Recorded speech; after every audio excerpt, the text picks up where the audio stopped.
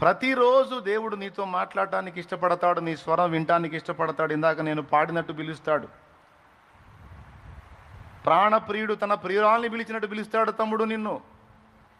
నా కుమారుడా రా, దా కాసేపు కూర్చుందాం, దా మాట్లాడుకుందాం దా. మనకేమంత టైం దొరకదు. లోకులతో గడపొద్దు, దరిద్రులతో.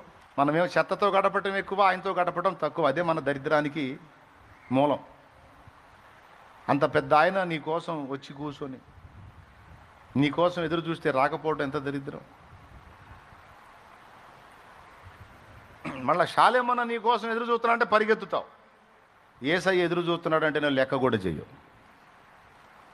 అదే దరిద్రం. ప్రతిరోజు కొంత సమయం నీవు ఆయనతో గడుపునట్లు సిద్ధపరచుకో. ఏకాంత ప్రార్థన అంటారు దాన్ని. ఏకాంతముగా ప్రతిరోజు ఆయన దగ్గరకు అందుబాటులోకి వెళ్ళాలి. నువ్వు మందిరంలో కూర్చుంటావో, నీ ఇంట ఒక గదిని కేటాయించుకుంటావో.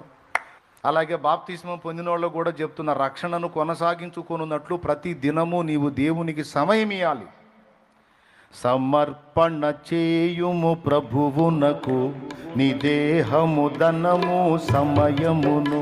సమర్పణ చేయుము ప్రభువునకు నీ దేహము ధనము సమయమును. Time time time. దేవునికి టైం ఇవ్వలేనంత బిజీ కావద్దు. నువ్వు పాస్టర్